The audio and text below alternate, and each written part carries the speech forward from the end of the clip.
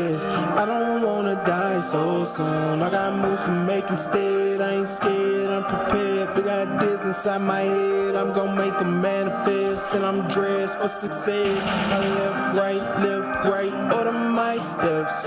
Network, I ain't gotta do it by myself.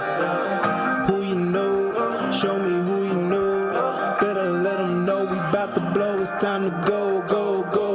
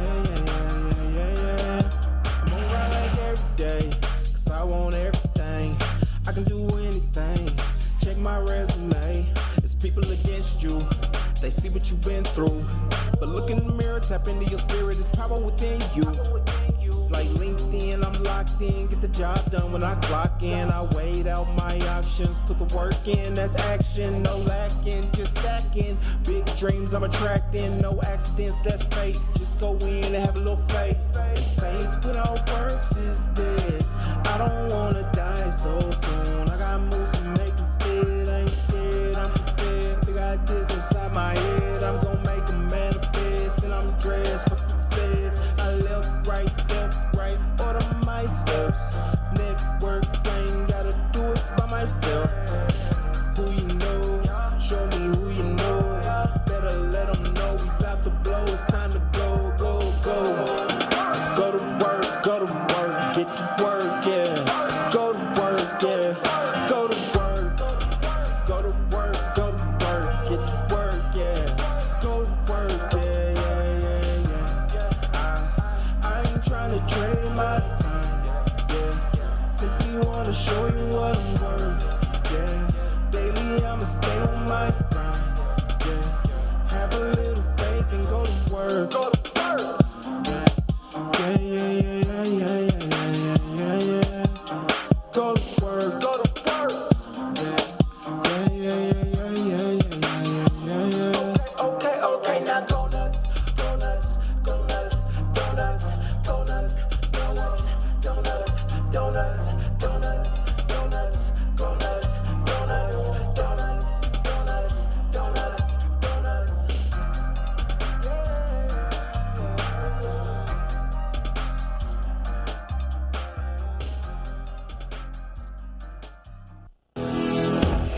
Hey there, I'm Trevor Houston, the creator of the Who You Know Summit, and I'd like to welcome you to the Who You Know Job Networking Show. On our program, we'd like to show you the job search like you've never seen. Everything from getting noticed by employers, how to properly format your resume, and how to network effectively using LinkedIn to drive recruiters to your profile. We even take suggestions from our amazing community. So if you want to learn all things job search, go ahead and subscribe now.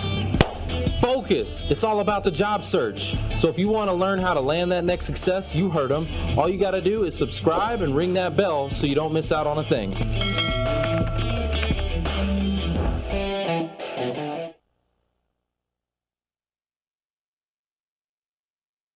Who you know? Who you know can make all the difference in your job search. Guys, I'm super excited. Today's episode is powered by Breakfast with Champions, so get ready for some motivation, education, and inspiration with today's guest, a UFC champion, Frank the Legend Shamrock. But before we get to all of that, hold up. Let's take a pause for just a second, and let's see how many champions we have in the chat with us today, because after all, there is no show without Who You Know. That's so right. Who's in the chat with us today? Foster, who do we got? You know, I'm looking at Cat O'Toole. Rawless is on there. Hope Mangita. Can't have anything without Hope. Hey, Yeah, I got Jim Ballard as usual. Hey, Jim, great to see you. Eric Kreischer, excuse me, and sorry, having a little trouble, and Chad Phillips. Welcome to the show. Welcome. That's amazing. Guys, now's your opportunity. Check in with us. If it's your first time, I want to hear from you. Just put hashtag first time. I want to know what you're searching for, right? So if you're looking for project management, just put hashtag project management, IT, accounting and finance, whatever it is that you do, identify yourself, because we do have an audience of recruiters and hiring managers, and they may hire you, may take a look at your profile and connect with you. So identify yourself when you come in. And also, I want to give a special shout out to Lena Stutz. Yeah, Lena Stutz right now connected Restream Pairs. What's better than sharing? Restream pairing. So she's actually connected her channel right now, and the show is pumping live from her channel. So guys, every week I'm going to be getting that link out to you. You can connect your channels and broadcast this show live from your LinkedIn, from your Facebook, from your YouTube. So we'd love for you to connect with us and do it that way. We have in top engagement awards, right? Our top engagement award this week, right? Actually, for last week. It was for last week. Yeah. In third place, all right? In third place, we had Kat O'Toole. So congrats to Kat O'Toole. All right, congrats, Kat. She came in with 20 comments. All right, who do we have in second place? Paul Haggerty. Hey, Paul. Paul Haggerty. Yeah, 26 comments in for Paul. And who do we have? Number one is Cameron Toth. Cameron with 29 comments. Cameron. So this, and they're good comments, y'all. This is like 3 weeks in a row for Cameron. Yeah, that's right. 3 weeks in a row. So here's what we do on this show. Our top engager of the month, right, is going to get one of these Who You Know ice shakers. We're going to hook them up. You're going to want one of these, I promise you. It's good stuff. So you're going to want one of these. And our top engager of the quarter is actually going to get a seat at the table. So you're going to get an opportunity to come on this show, and we're going to promote you. We're going to highlight you. We're going to put you on the map so that the rest of the world can know how amazing you are. So we're going to get you a seat at the table. So right now is your opportunity, guys. Get in the chat with us. Get in the comments. Let's go. Let's go. All right. We always like to bless this show with a prayer for our audience. So if everybody can bow your head with me real quick. Dear Lord, thank you for this amazing, beautiful day. Thank you for the breath in my lungs today. Thank you for the opportunity to speak to your people. And I ask that you bless this show and bless the audience. Help lift them up. Use the stories and everything that's going to be going on here today to lift your people up and to shine some light into maybe a dark season, a dark time in their life, Lord. I ask all these things in your name, in the mighty name of Jesus. Amen. Amen. Foster. Yes, sir. Got the job opportunity of the week. What do we got? What do we got this week? We got a couple of job opportunities. The guys, both are recruiters. Now, one is an engineering recruiter. Now, not an IT recruiter, but an engineering recruiter. If you've been in aerospace, if you have been in engineering straight out, usually the people are going to be hiring industrial engineers and mechanical engineers. This company is Lennox. You all guys, you know Lennox. They're an HVAC, big old HVAC company. They're right over here in Richardson. It is going to be an on-site opportunity. And guys, I've got the inside connection. Do go to LennoxInternational.com and look at that job and apply online, and then let's you and I talk. Foster.Williams at sbcglobal.net. The opportunity number 2 is with GameStop. Now, that is a technical recruiter opportunity, guys. If you have been a technical recruiter, IT, all of that stuff, you know, if you have been that, they're looking for about 4, 5, 6 years of experience. It pays really well. The market right now is loaded with opportunities for recruiters. So you guys take care. That is one of those positions that is a hybrid. So you won't have to be in the office all the time for that one. Partially, you will be remote for that position. And, of course, headquarters are right over there in my hometown of Grapevine. Go GameStop. Do not forget, go to the GameStop website and look on there for these opportunities. They got 5 hubs. They're all over the United States. And, guys, apply online and then let's talk. You know I got the inside connection. Come on, I'm the job father. Well, I love that. Well, let's talk about all of the amazing opportunity and all of the amazing landings, all the people that are back to their cash flow. Yeah, Who do we got that's landing? It's cash flow time. Get your cash flow money guns ready because we got 𝙆𝙆 𝙆𝙤. Congratulations. All right, 𝙆𝙆. Congratulations. Our dear friend Janet Honey said, hey, let's go. Janet up in Illinois. Malakowski. Yes. James, All right, James. Sandra Kaltenball. Hey, Let's go. Congrats, Sandra. 𝙒𝙄𝙄 Valentine. That's what I'm talking Valentine's about. Coming up. Chase Atkinson. Congratulations. I know that's a Marshall tough one. Smith. Congrats, Marshall Smith. And Leonard Volvovnik. I think you gave me the hardest name this Volovnik. Volovnik, yes, sorry. And last but not least, Millie Toledo. Down in Houston, Millie. HR, all right. Hey, you guys, these guys have found their cash flow. They got that cash flow back.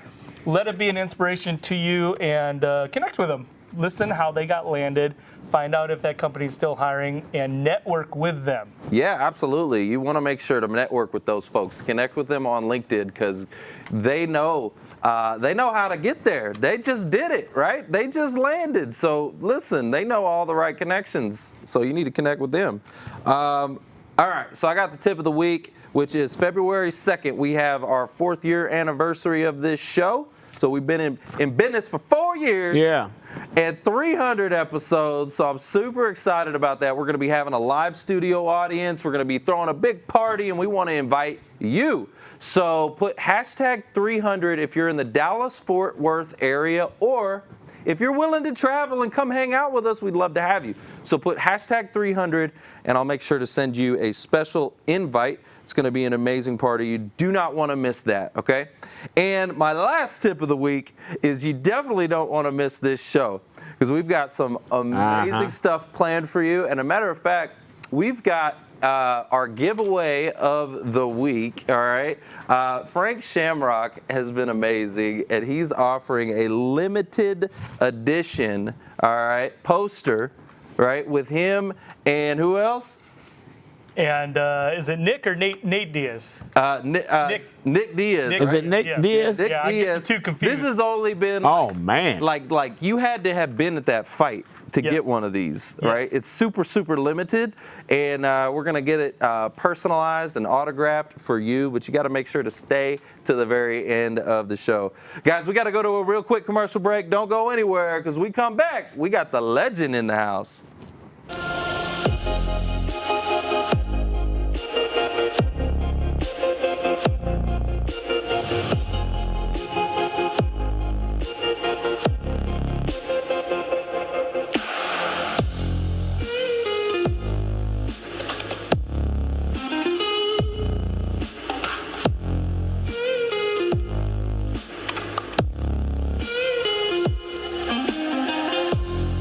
If anyone is out there and you're a realtor or you are looking to get your real estate license, it's a very low-cost entry, $300 to take your real estate course online. Inexpensive compared to like a college. EXP is $150 to join, and it's like $84 a month. So relatively speaking, these are very inexpensive costs. If you are interested in that and you want to work with me as a realtor, I'd love to have you join my team, and you want to hear about the model, then go to join10xempire.com, and I do this opportunity call every Tuesday. Would love to answer your questions and tell you more about what I'm doing. If anyone out there is interested in working with me.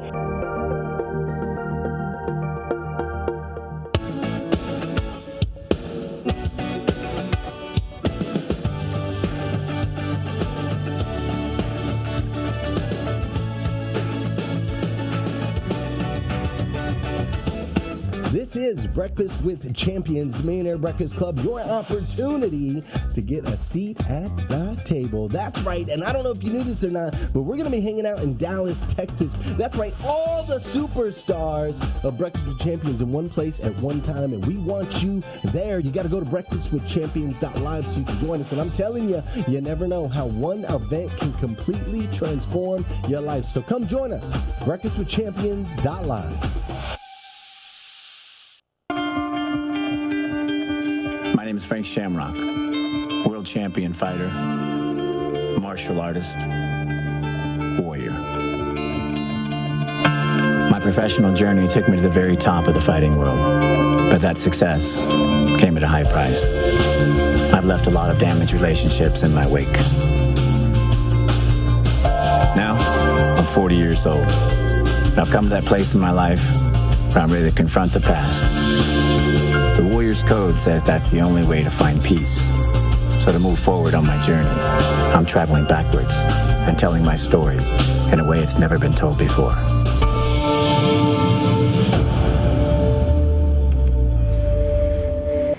Welcome back to the Who You Know Job Networking Show, where what you know is important, but who you know? Who you know?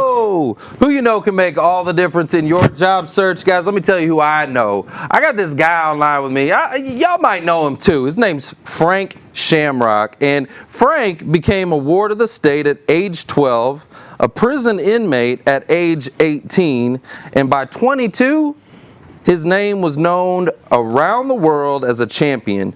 Frank's many things: a visionary, entrepreneur, ex-con, author, star, athlete, survivor of childhood abuse, international speaker, husband, dad, and is best known for his humor, compassion, and ability to use cage fighting techniques to create trust and unwavering focus. So if everybody can give us a big, warm, who you know welcome for Frank the Legend Shamrock. Frank Shamrock. Congrats. Thanks for joining us, Frank. Man, yeah, thanks for having me. I'm super pumped you're here, and we were talking before the show. Stephanie Malik, shout out to you. She's actually in the chat right now. I saw her a minute ago. Yeah, she introduced us, and I think I know why. I was watching your documentary, Bound for Blood, right? Is that what it's called, Bound for Blood? Yep. And you know, there's a lot of similarities in our the way we were brought up in our childhood and stuff like that. So I would like you to actually take us back. Let's go back to your childhood. Tell us what it was like for you growing up, and kind of where, you know, how you got to where you're at now. For sure. Yeah, I had a troubled childhood. I had all kinds of emotional issues and had trouble fitting in at school and different social situations. So there was definitely something going on with me, and everyone was trying to figure it out, doctors, therapists, schools, because it was very disruptive. But it wasn't until I went to juvenile hall when I was 11, and I was hanging out with the juvenile hall kids and asking them about, you know, how they were dealing with some of these things that were going on in their home. Because I assumed everybody was getting locked in the closet and living in the backyard and living in the tool shed and having these sort of, you know, things happen to them. And I was just very surprised that everybody wasn't experiencing what I was experiencing. Right. And, you know, the bad kids were telling me that this was child abuse and like you can't hang out there. And when I was 11, I, you know, made a decision that I had to leave my home. And the only real vehicle or tool that I could find was crime. And, you know, when I went to my counselors and I said, hey, this is what's going on, you know, this is what's happening, their advice was stop doing it or they're going to take you away from your parents. And that's exactly what I needed. So I just kept doing it. Then I became a ward of the state when I was 11, actually. And then I began moving through the state system as a ward of the state. You know, it's amazing because a lot of people probably can't even really picture that. You know, being 11 years old, like I can picture it. I was 13. I was getting in a ton of trouble, in and out of juvie, and it was kind of similar. They had me in this class at school called the PASS class, which was Positive Attitudes for Success. And what they did at this school is they took people that had, you know, anger issues and stuff like that. And then they also took them and put them in the same class with people that had, you know, other disabilities. And they had a padded room. And so, like, I got locked in a padded room, you know. Talk to us about that experience. Like, how old were you when that was happening to you, when you were getting, you know, locked in a closet and things like that, some of that child abuse? How old were you? Well, I first became aware of it when I was about 7 or 8. Wow. My mom had got a new step-husband. You know, there was a new man in the house because I grew up without a dad. My dad was never in my life. And so there was a new man, and I remember distinctly him locking me in the closet when I was like 7 or 8. And that was the first time that I remember it happening to me. And so, you know, from that moment on, I, of course, spiraled emotionally and had all kinds of issues. I would find out when I was 35 years old that my mother had been locking me in the closet since I was a child. Oh, my gosh. Infant. Oh, and boy. I never knew it until I was 35 years old. I was writing a book about my life. I met an aunt that I didn't know that I had. And the last memory she had of me was me hanging upside down in the closet by the back of my knees when I was 2 years old. Oh, boy. And so I found that out when I was about 35 or 36 years old, that it was not my stepdad, that it was actually my mom the entire time. Wow. And, you know, as a grown man, that also, you know, was a big pill to swallow, because, you know, I'd grown up, you know, disliking this man and thinking he harmed me and thinking, you know, certain things about him. And while he participated and was there, it definitely started before, you know, his involvement. So did you grow up feeling like, feeling the blame, right? Like, hey, it must be something with me, something's wrong, like I'm behind this punishment? Yeah, totally. Because it didn't make sense, you know, until I went to juvenile hall and the kids were telling me. I thought everybody was experiencing this, and I just didn't know how to deal with it emotionally. Like there was something wrong with my emotional ability to deal with it, but nobody understood, including me, how severe it was and sort of what the byproduct, you know, of it was. So Frank, I grew up with a single mom as well, and I was getting in a lot of trouble. And then, you know, I went to juvie and was forced to move to my father's. So I had that transition, and I had my father who really was like my coach, who was the person who really helped change my life and turn it around. And I know it was a similar story to yours as well, right? Where you went to juvie, and then what happened after juvie? What happened after that? Sure. Well, I went to a few group homes, and I kept using crime as a tool when I didn't like the situation. So I would commit a crime, they'd come get me, I'd go back to juvenile hall and sort of reset the situation.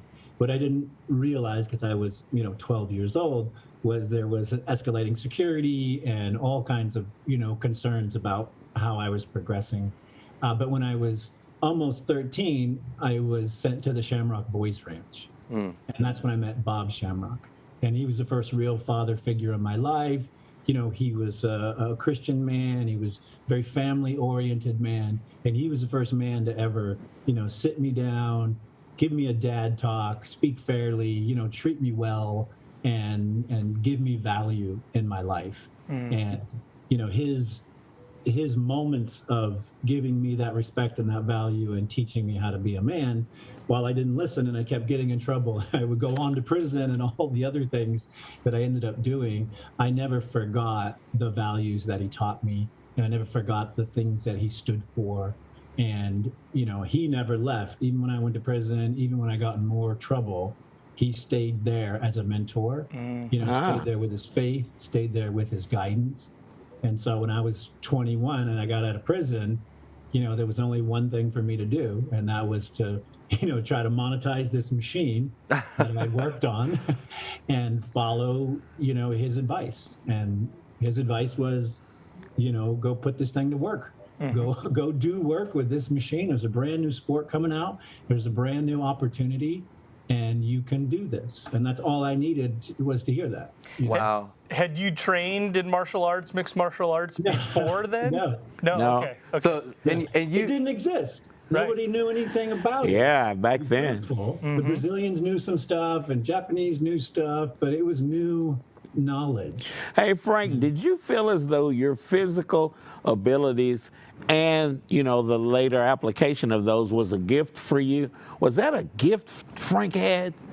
Yeah, 100%. I am genetically gifted And if you look at the size of my glabella, it's about twice as thick as a normal human being.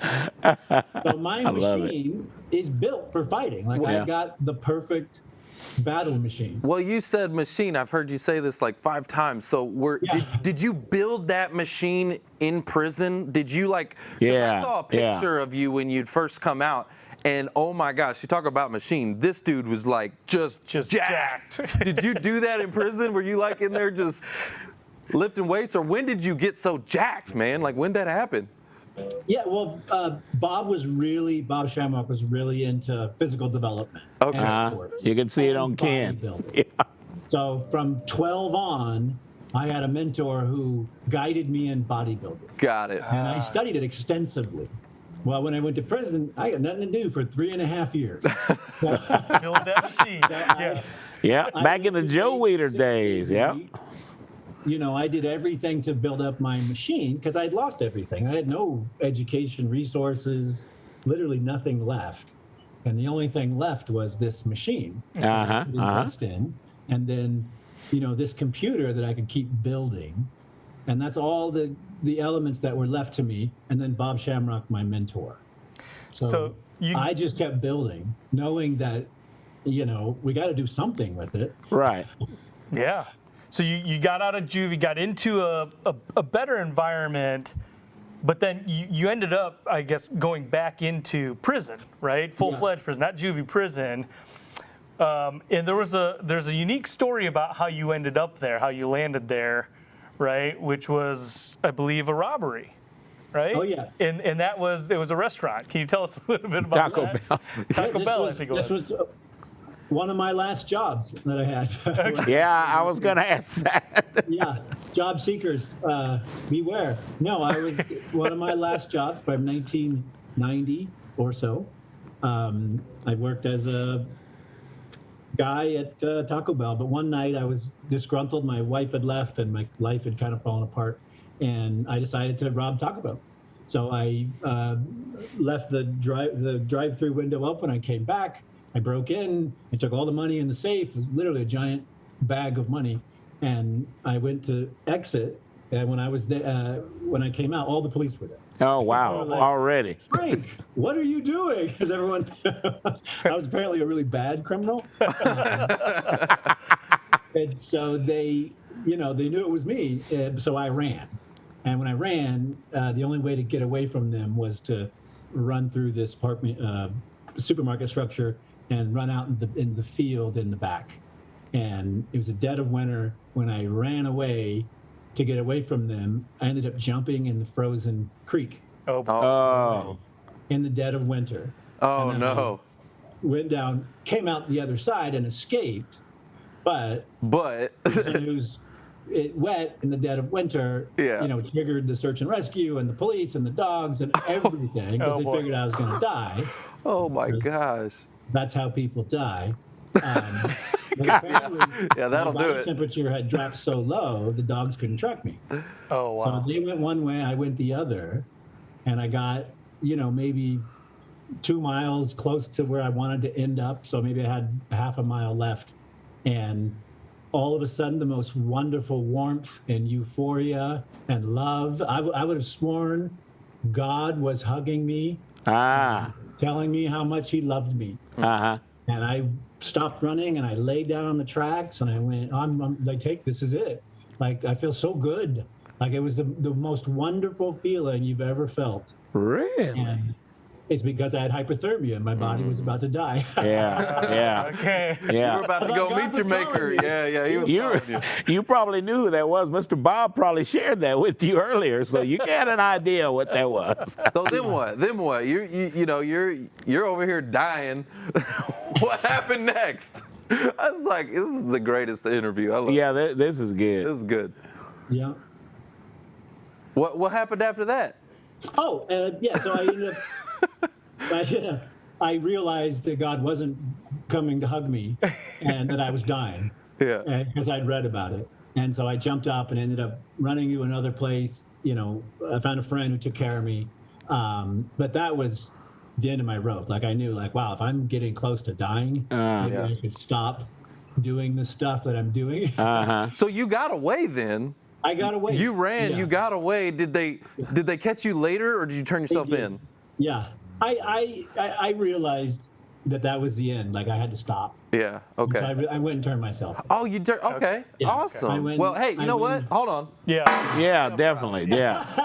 Yes. Yeah. Well, because at that age, right, having the wherewithal to, in that drastic situation to recognize, like, hey, this is not. This ain't cool. Yeah. Yeah. This was not good. This is not it. Yeah. Frank, what were you, 22, 23 when that happened? Oh, I would have been 18. Oh, still okay. Okay. And so after that, you turned yourself in and you went to prison for a few years, and then you got out of prison. What happened after that? Well, Bob, like I said, stayed with me, mentored me. This sport was growing. Mixed martial arts, the idea of it, professional wrestling, combat sports entertainment, all of it was growing. And my other, adopted brother was involved in it, Ken. So Bob saw this as a way. So every time he came and saw me or communicated, he would give me the update. Hey, this thing's going and this thing's going. And so, a few months before I paroled from Folsom, April 4th of 1994. Folsom. And, a few months before I paroled, he literally sat me down. He's like, hey, you did the work. You're big and strong. If you're ready, it's here. And you can go and do this. And I was like, okay, I'll do it. I was terrified. I still am terrified of physical violence, although I'm really good at it. Wait, that's really interesting, man. That's just so interesting. It is. Wow. Isn't that unique that the things, your gifts, usually do terrify you. Yeah. Like I have a paralyzing fear of public speaking, yet I do this. And I used to. I never said, but I used to have that. And I know. And let me ask you this, Frank, because this is my feeling on that is that the enemy, right, whatever you want to call that, the devil, the enemy, whatever, is trying to steal your purpose, right? And so he wants to make you afraid of it, and wants to use that to paralyze you. So if you're afraid of violence, right? Well, that ended up being your gift is fighting and becoming a champion, a world champion, 10 times over, right? So talk to us about that. Like you then you started fighting. Matter of fact, I saw in the interview in the Bound for Blood, it talked about how you fought Ken, I guess for the first time, right? Talk to us about that. Yeah, Ken's a big old boy.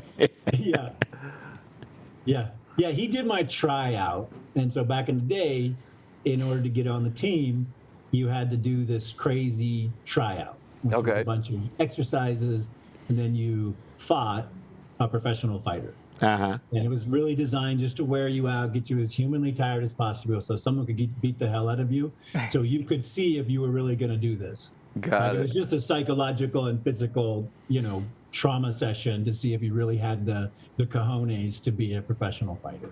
And so Ken did that for me, with me, and beat the hell out of me. I gotta get. What was your thought? It sounds kind of like the military, right? Yeah. You went to MMA boot camp. That's what happened. What did you think? Like right after the beatdown, what was it? What like? Were you like, man? I mean, obviously you continued, but. Yeah. What were your thoughts like right after? You were like, man, maybe I shouldn't go down this. Did you have doubts? I did have doubts. I didn't even know what the rules were. Like, I didn't know you could tap because everybody else was watching it on television. I was in prison. I had no idea what was happening in this development. I just got it from Bob. And Bob spun it like, it's like professional wrestling, kinda. So I didn't really understand what it was. Even though, and I went anyways, raised my hand, showed up, got my ad, like just everything. Yeah. So post that, it was a real sit down with yourself moment. I had said yes, but, I don't know how many of you guys have had the living shit beat out of you for 20 minutes. It's a traumatizing experience, physically, emotionally, psychologically. Like, it's the only time in my life that somebody has ever done whatever they wanted to me, and there's nothing I could do. And just that as a human being is a terrible thing to do. Yeah. One, and then for me, because all those things happened to me as a child, the reason I'm afraid of violence is violence to me was horrible. And and unproductive and led to just all these bad things. And then all of a sudden, I'm the violence guy delivering it and trying to be the most efficient with it. And that was the huge struggle for me. I had to change how my brain worked and how I felt about it. And that mindset shift, that ability to look at something and go, I got an issue there, and then deal with it. You know, I was so good because I was so afraid someone was going to kick my butt. I was like, well, forget that. I'll make sure it doesn't happen through science and study and and knowledge and group. And like, I'll make sure through work, nobody will hurt me. Wow. So talk to us about my that. solution. Because you do. You're like the master of it. You've written a book. You know, you've. I mean, you went on to Japan, and from there you went on to Japan, became the UFC champion, right? Like, talk to us about the fighting career and the stages of that. Because you're the best, man. Thanks. Yeah. Well, it started in Japan. I mean, I started training in California, in Lodi, California. I didn't know anything. Like, I literally didn't know anything. I didn't take martial arts. I couldn't make it past a week. I couldn't make it past anything for a week in sports because I'd have some emotional issue or there'd be a confrontation. I just didn't have the capacity to deal with it because of all the things that were stressing me. So I started training in April. I turned pro in December. And I moved to Japan in September while on parole. And I finished my training. Then I had my first fight December 18th of 94. 94. I hear you. And then I was a pro. I was a pro in Japan. I fought there for a couple of years. I was very successful and very liked because I just always fought my absolute hardest. Like, I just would go nuts. And you know, there was some control, but a lot of going nuts. You know, as that happened in Japan and I became more popular and the sport grew there and in the United States, the money came over here with the UFC. Yeah. And so then I migrated over and I started my career with the UFC and then mixed martial arts here in the United States. And you became UFC champion fairly quickly, right? Like, how many fights in did it take you to become the champ?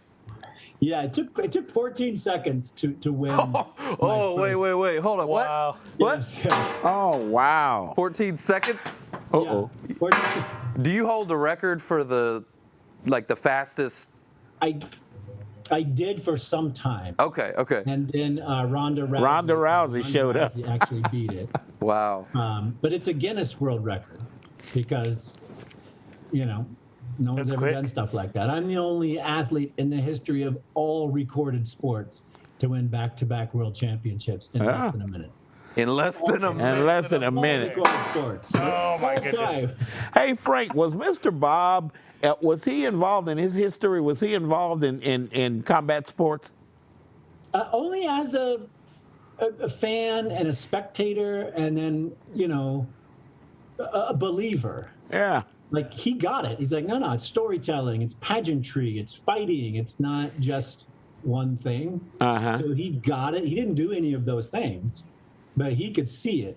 And so he was, an advisor and a motivator, in that way. But he never sparred or did anything like that. He's too sharp for that. Wow. How about Ken, right? So you got on the team. How's your relationship with Ken at that point? Yeah, Ken and I always had like a distant relationship because I wasn't there, when he was young. Yeah. And then he grew up and him and Bob had a relationship. The whole thing matured without my involvement. And so when I came in years later, I was kind of like the stepbrother organically. And so, it's always just a weird thing because we never really connected. Then he became my teacher. Then he became my master. And so it was always a struggle.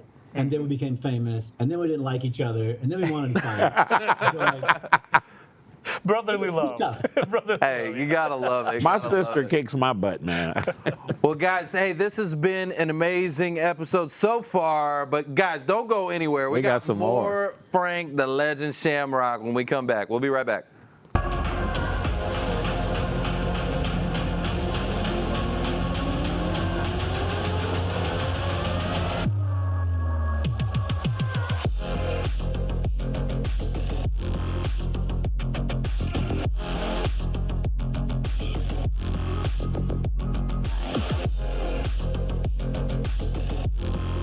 Hey guys, come work for the most innovative company in the world, 10X Incubator. We're launching 10,000, listen to me, 10,000 tech companies in 10 years.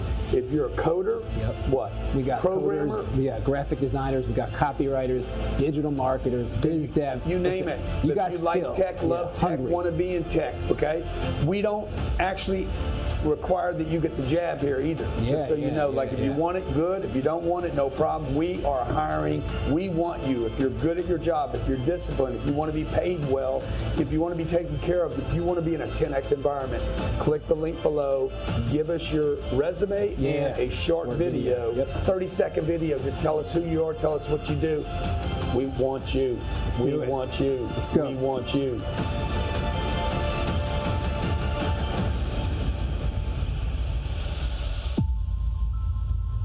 You know you have something unique to offer your next employer, whether it's your experience or your work ethic or your passion or your personality.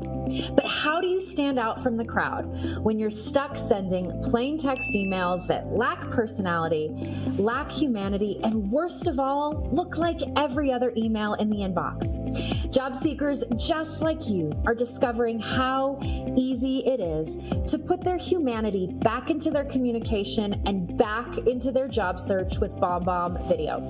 Visit bombbomb.com to start a free trial today and rehumanize your job search. Hey, Trevor Houston here from the Who You Know Job Networking Show. And if you're currently out of work and maybe feeling a little past your prime and employers aren't necessarily knocking your door down to hire you, I want to tell you about a free training we have called the Career Transition Summit, where it's going to do 3 things. These 3 secret things are going to help you get back to your cash flow. So number 1, it's going to help you to rehumanize the experience of finding a job. It's been dehumanized. We need to put that human element back in. And number 2, we have this special formula that helps you to get noticed and stand out from your competition. And number 3, we have the formula and the systems to help you to get back to work by saying what you need to say in the interview process so you can close the deal and get your bank account full again. And the best news is it's absolutely free. So if that's you and you're feeling like you're a little past your prime, and we know you're not, and you really want to look as good on the outside as you are on the inside, click the link now to gain special access to this free training we have called the Career Transition Summit. It's going to get you back to your cash flow. It's going to help you to get noticed and really get you feeling good about yourself. So click the link now to get started.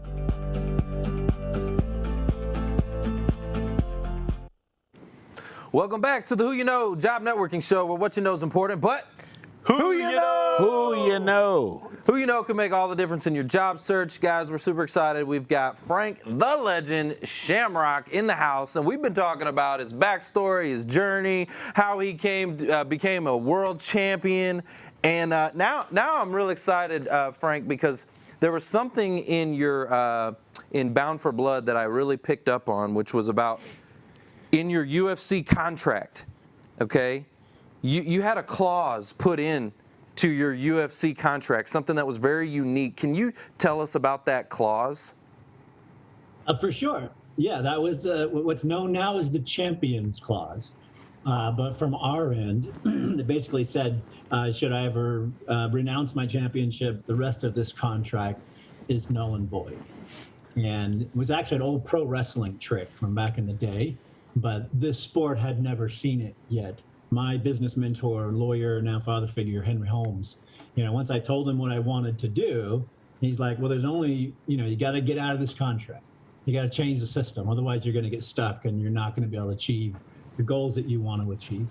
So, yeah, that's why you see me beat Tito, stand up on pay-per-view, give the belt back, and break my contract. Well, I want to dive into that because I know that, I've heard a lot of stuff about the UFC and low pay for the fighters, and maybe you can tell me if some of this is true, but I've heard fighters get $10,000 just to fight, win or lose. I've heard they get $10,000 if they win, and maybe $10,000 if they're the best, a fight of the night, something like that, and that they can't wear logos anymore. They can't wear sponsor logos and things like that, and can't use their rights to their face, a lot of that kind of stuff. And so there's a lot built into the contract.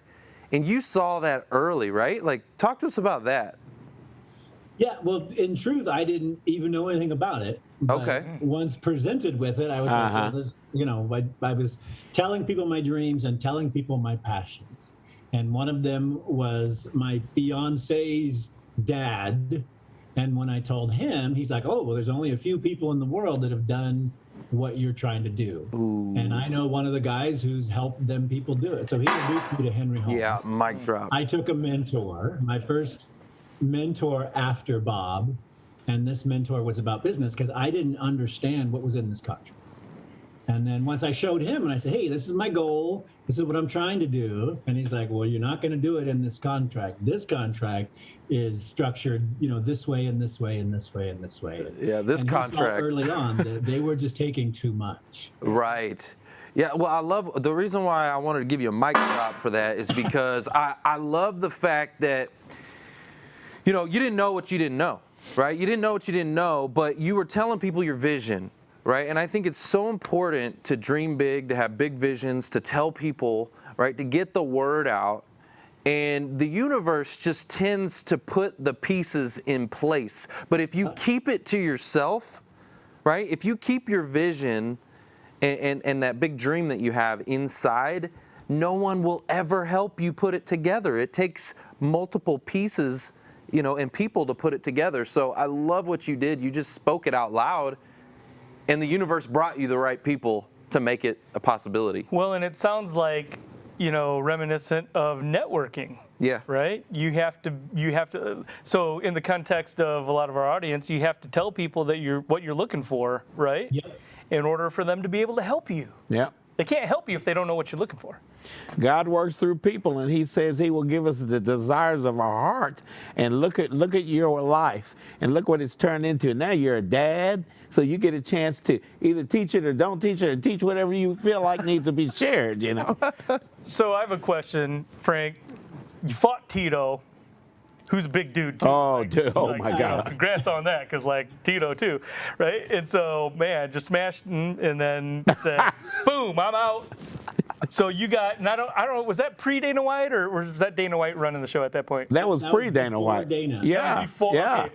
So, they probably are looking at you, and here's this new cash cow come along, right?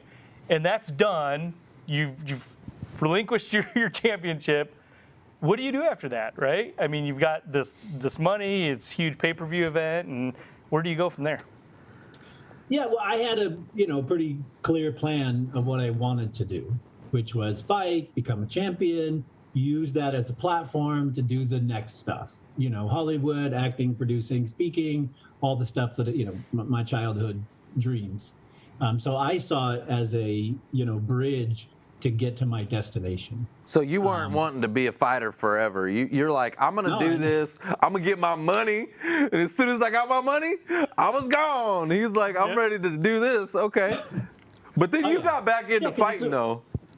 It's the worst bet you can ever make, is your physical body for money. It's the worst thing ever. Yeah. And so if you look at it for what it is, it's something you should always be trying to get out of and get away from. Right. And at the time, there was no money. Hey, Frank, you're at your hadn't developed. Mm-hmm. You're at where you are now. What excites you now? What do you want to do now with what you got? It's all behind you, all that stuff, and me and Trevor and all these guys are all excited about this stuff, man. And so, what are you trying to accomplish now? What splash in the water are you making now?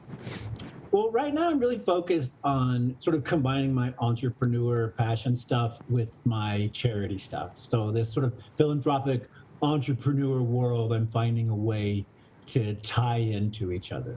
And that's when I look at new business ventures, when I look at, companies, deals, whatever, to me, it's what is the real value of that product? What are we really, truly doing? And that's what gets my excitement, in business. And I say this all the time because it's true. My job was to convince America that cage fighting was a good idea. Yeah. I think you did a pretty good job of that. There's a lot of people took him up on that one. Yeah. Yeah, I think it's a little bigger. I think it's a little bigger now. Yeah, it's morphed. Yeah. It seemed it seemed like a good idea. Yeah. But what I really was trying to do was get martial arts to as many people as possible so they could experience the personal development that I went through. And they could have the same life and successes that I did, knowing that if I could come from all of that and end up here, this martial arts will help every human being in the country. Do you believe martial arts saved your life? Saved my life. Yeah. Absolutely. Yeah. This without martial arts, I had no community. I had no value. I had no goals. I had no dreams. I had no support. Everything came from me walking into a dojo, involving myself with a community, learning the structure, learning, training, following this path. And so go back to, convincing people it's a great idea. It's a great idea if we're all studying martial arts. We're not studying martial arts and we're just beating each other up. Not the best idea, and one we should revisit socially. Well, it must take a lot of discipline, right, to become the champ, right? Like, I'm sure there's a lot of discipline, your routines and just everything that you go through to become the best, right? That, pre-fighting, you were probably a wild child. You were probably running around crazy, right? Getting in trouble, lack of discipline, right? Is that a fair statement? Oh, yeah, absolutely. Yeah, and, martial arts gave me that discipline and structure to get things done. Yeah. Before, I just couldn't get them done. A great idea, let's try it, and I have an emotional breakdown, or like stuff would just fall apart, or, but once I got into that community and I had support and people on the same journey, it just made all the difference in the world. So to me, that's like my special elixir. And then I take that same structure and I try to put it into as many ventures and stuff that I can, knowing the value of it. Yeah, the latest one is our Vet Basel program. Yeah, tell us about that. Yeah. We're launching a nationwide suicide awareness and mental health awareness program called Vet Basel. And you can find out more at vetbasel.com or on Instagram at Vet Basel. But what it is it's an outreach to veterans, because they're just like me. They go through this war, they go through this journey, they go through this specialized community, and when it's over, they just don't know what to do. Don't know what their value and their purpose is anymore. And so they begin to isolate, they begin to medicate, and then eventually we lose some. Yeah. Frank, that's our audience. That's our audience too. Same thing. They lose their purpose. They lose a lot of that self-worth. Their identity. They get their identity. They get a lot of rejection, and that's our audience too. We've lost some to the job search, and so that's why we're doing this. Is exactly why you're doing that with the vets, man. So I really do appreciate that mission you're on. So how can we support that mission? How can we help you with that? Well, we need volunteers. We're volunteer driven. So anybody who wants to volunteer, you can hit me up at frank@frankshamrock.com. And then I do have a job opportunity. Hey! All right, let's talk about that. Yeah. Say what? We have an open position for a project manager. / dev, kick butt, entrepreneur, thinker. We got some of those. Taker. Yeah. And we've already booked out the next 3 cities for our awareness campaign. We're partnering with other events that are already, there and boots on the ground. We're coming in as the social fabric. So what Vet Basel is we get veterans in the community together, and together we all paint American flags or unique flags. And then we gift those to Gold Star families that have lost military members, or they take those home in helps of their healing. Hey, Frank, I'm going to go live right now. I'm a veteran, so had served and was in the Air Force. So I'm just going to go ahead and put my name in the hat as a volunteer. I don't know if you're coming to Dallas, but I'm, member of the American Legion and plugged in with some of the veteran community here. So I'm a volunteer for you. Hey. Love it. Let's go. Yeah, Thanks, brother. Yep. Do you have any Dallas events planned? Anything coming to Dallas? We're going to go to Dallas in I'd have to come back to you. That's all right. No worries. Dallas. All right. Dallas is on the Yeah, but that's why we need a project manager, because I don't know where we're going or what's happening, and I'm supposed to show up. Yes, that's it. He's like, hey, I'm the, what did you call yourself? The machine? The machine. Yeah, he's the machine. The machine just needs to show up. That's awesome, man. I love that. So how about losing, right? How many, is it like one hand, you can count on one hand, like how many fights times that have you've you lost? And how is that after the loss? In truth, if you look at my record, like I've lost, a third of my fights, I think, if you total them all out. But what most people will see is, most of that happened at the beginning of my career and then at the very end of my career, because I got old. Where, and this is what I want to give to all job seekers and people who are, needing stuff. And when I got into martial arts, I went into an old culture, and it was a culture where you didn't ask questions. Yeah. And so I didn't know that. So I kept raising my hand. Well, with every hand raised, you get an answer plus a beating. Because that's how the old culture was. Question my mastery, I'll give you the answer and a little extra. So it took years to change that culture. Yeah, it did. I was the only guy with a notebook. I was the only guy raising my hand. I was the only guy getting beatings. But I was getting better each and every time I raised my hand. Wow. Nobody else got that.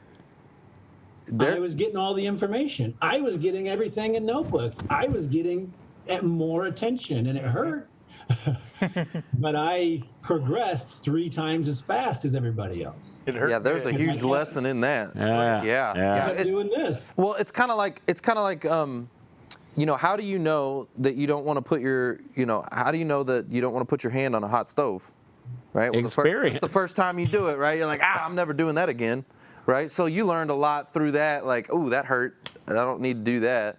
How do you teach someone? Because you do a lot of teaching, and you've trained martial arts, and you wrote a book about it. How do you teach someone who is unwilling to learn, like who doesn't want it for themselves?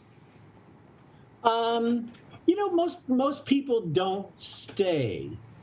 Okay. You know what I mean? Because it does require connectivity and vulnerability and authenticity and communication, and guys trying to punch you in the face. You got to get next to them and communicate about it. Some people aren't ready for that. Just personally, socially. Yeah. I wasn't ready when I was a kid. I would be the guy who would fall apart. So some people just aren't ready, but when they're ready, they're like me. It's such a wonderful cloth, and the feedback from it, the personal impact you get, the connectivity, the community, like all the value propositions quickly overpower the fear and the uncertainty and the other things, that are coupled with combat. And most people think it hurts to get your butt kicked. It doesn't really hurt. And it just, you get lumps up, some bruises. You're like, that was unfortunate. But it doesn't really hurt all that much because it's minor stuff. Your brain thinks it's really bad. But the reality is you and I could get in a fight, we'd beat each other up, and then we'd be like, just kind of have some bruises, and that sucks. Well, but it doesn't really hurt. but I mean, you did get your arm kicked and broke your it broke your arm, right? Like I was watching the video, and who was it that literally broke your arm with a kick? Was it one of those Diaz brothers? Yeah, Kung Lee broke my arm with a kick. Yeah. Okay. Okay, I mean, come on now. But in my defense, if I need one, I let him do it. Nice. I needed a story and a show that would take it to the next level. Yes. And the only story was that I was so confident and I was so powerful that I was going to fight this man at his own game and overpower him. And that story is what, brought the city of San Jose together. Like we had 1 million people, one on each side. You know, it was that story. And then I was so tied into the story, I was like, nope, this is what's going down. And then he broke my arm. Yeah. This has just been the greatest. Like I could spend all day with Frank. So many questions, yeah. But we do have a little bit of time left, and I want to make sure that we do a couple of things. Number one, you have a platform that you're associated with called the Morning Man. Can you tell us about the Morning Man, and then we've got a discount code that we want to give to the audience as well. So tell us about the Morning Man. Absolutely. Well, my mom was super into nutrition, and so even though we were on welfare, even though, you know, I grew up eating government cheese and sort of seeing the other side, she always made an effort to get natural foods, go to the health store. So she had this big belief in that, and that's something that stayed with me, and that I learned to take as a core value: feed the machine, care for the body, feed the machine, understand what's going into it and the value of that. And so, you know, then I went to prison, and the fuel was cafeteria food, and then I became a professional fighter, and the fuel was whatever I could find to fuel it. And it was through that journey that I was like, man, there's got to be better fuel out there. You know, like what is really truly going on? And that's when I got into, and that's when the greens market just globally started happening. You know, probably 10 years ago. And I started consuming greens, and it just made me feel amazing. Yeah. And so since that time, I've been consuming greens, but I've also been looking for and trying to find greens that serve my needs. And my needs are, I need my stomach to feel good. I need great nutrients. I'd like a little bit of energy, and it's got to taste good. And so I spent years and years looking for that and never found it. And so finally, me and my two of my business partners sit down, and we realized, why don't we just create it and do the next thing? Yep. So we created the Morning Man drink, and it's a wonderful tasting greens drink with a little bit of caffeine in it. And it solved my core problem, which is good nutrients. And then after I retired, I got up to drinking 6 or 7 cups of coffee a day. And it was the only unhealthy thing I had done in my life at that time. It was the only unhealthy thing that was happening. That's what I do. I do that. Sounds like I need some greens in my life. Yeah, we need some greens. Don't do it, because I, of course, went to one of the best cardiovascular surgeons and doctors, and I had a great conversation with him, and he said, Mr. Shamrock, this is terrible for you.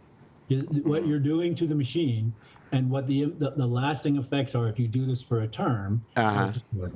Really? And I'm like, well, I'm like 10 years in. And he's like, no. Wow. Yeah, I wouldn't have suspected that, because, you know, like you got your, like my grandma, my grandpa, you know, like they drink coffee. Yeah, like chugging it down. Yeah, they live these long lives into their 90s and stuff, and like, are you telling me they could have been like 110? Yes. Dang. What about I'm diabetic. Is it low carbs, high protein, all that? It's probably good for diabetics. And all of the good taste and all the tastes are natural fruit powders. There you go. Okay. So that's where we get through that. Like, I love Athletic Greens. I love all these products. I've been consuming them all over the world for years. But I shudder when I think about I have to take greens. And that nothing should be attached to that. And so that was like problem number one. It's got to taste good. That was problem one. Problem two, it's got to be the best. That's important. It's got to be the best, or I can't hang out. Yeah, I can't put a name on that. Yeah, because you're the best. I got no time. Yeah, I ain't got no time for mediocre. It's got to be legendary. Yeah, it's got to be legendary. From the legend. Yeah, why didn't you call it legendary, greens? No, themorningman.com, guys. Go to themorningman.com. You can use the coupon code WYK for who you know, right? WYK, and get you a 10% discount on Morning Man Green. So make sure you go ahead and do that. And now what we want to do is go to the audience real quick. We're going to ask them a question so we can do this autograph copy of that poster. You actually have it right behind you in the picture there. You want to? You want right there. Yeah, see, he's got that right there. Yeah. Pull that thing up, man. Yeah, he's got this this poster. This is limited edition. Yeah. Yep. Good stuff right here. Hey. Frank Shamrock. You cannot get that out on the open market. Like, you had to be there to get it. Yep. And that fight, Frank, you lost that fight, didn't you? I did. Yeah, he's like, yeah, I did. Hey, Frank, who's older, Nick or Nate Diaz? Nick's the oldest one, isn't he? Nick. Okay. Yeah. Okay. Nick is a bit older, and I've known these kids since they were, 13, 14 years old. Yeah. They got stories too, from what I understand. Yeah. All right, well, let's go to the audience for a question. Before we do that, let me give us some quick shout-outs. I see, who do we got with us? I see Meg Rose. I see Paul Haggerty. We got Hope in the house. Stephanie Malik, good to see you. All right, so here's the question that we're going to present. All right, when he got out of juvie, Frank got out of juvie, and he was working at a certain restaurant that he ended up robbing. That ended him up in prison. What was that restaurant? Tell me in the chat down below. And again, we got Lena Stutz in the house, Paul Haggerty, Meg Rose. Who do you guys got? I got Eric Christner, Jason Hopper. Jason Hopper's there. James Rice, I see you. Oh, yeah. Good to see you guys. William McLaughlin, how are you? Good to see you. Hey, William. Cat O'Toole. Cat O'Toole in the house. Oh, here we go. We got the first answer. Okay, now I want to throw out a disclaimer. Quick disclaimer.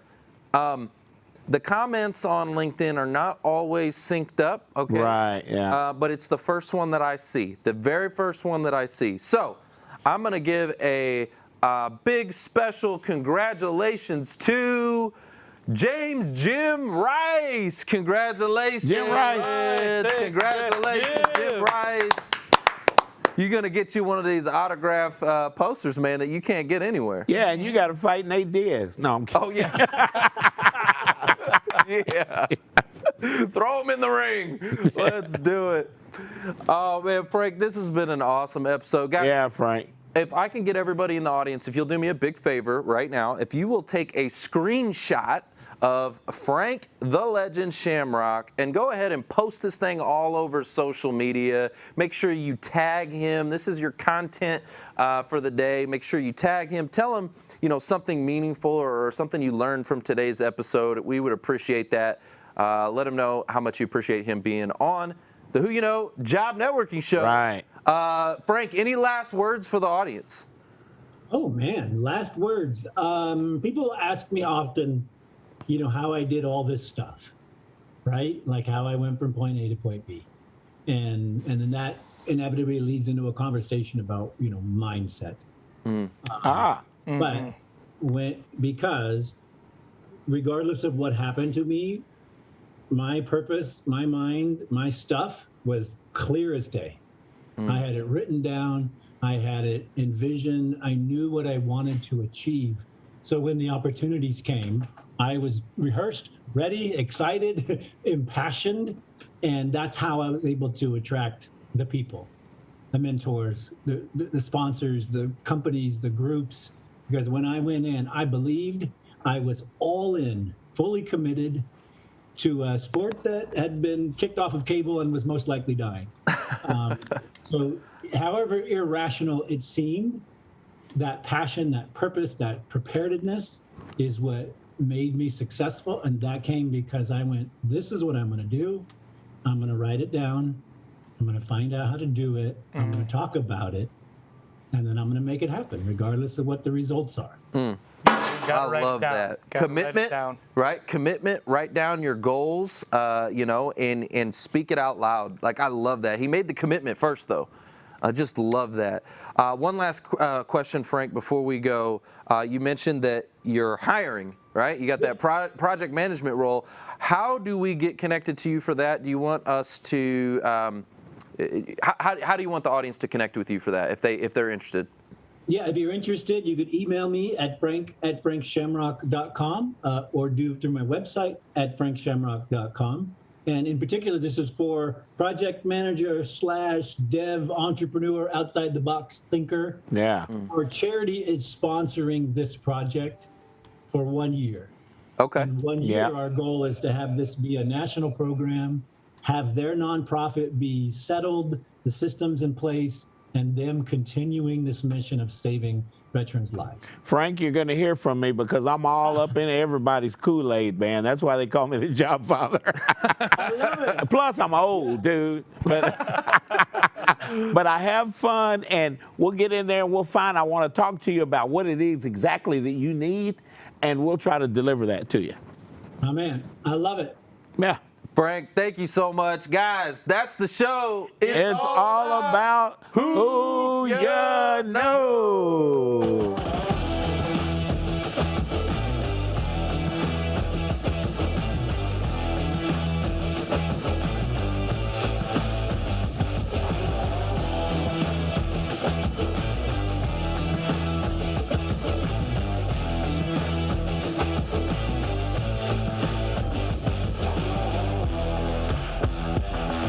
Trevor Houston here, and I want to thank you for tuning in to the Who You Know Job Networking Show. We hope you've been inspired, encouraged, educated, and entertained all at the same time. For information on our different events, workshops, partners, or partnership opportunities available, check out whoyouknow.show for more details. And be on the lookout for our new mobile app. You never know how this show could help someone you know?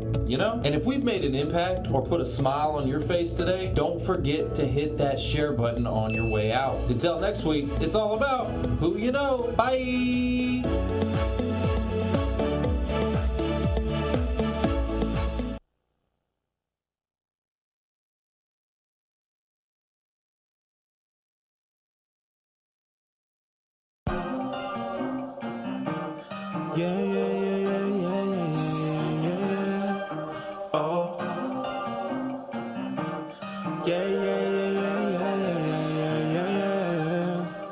Faith without works is dead. I don't wanna die so soon. I got moves to make instead.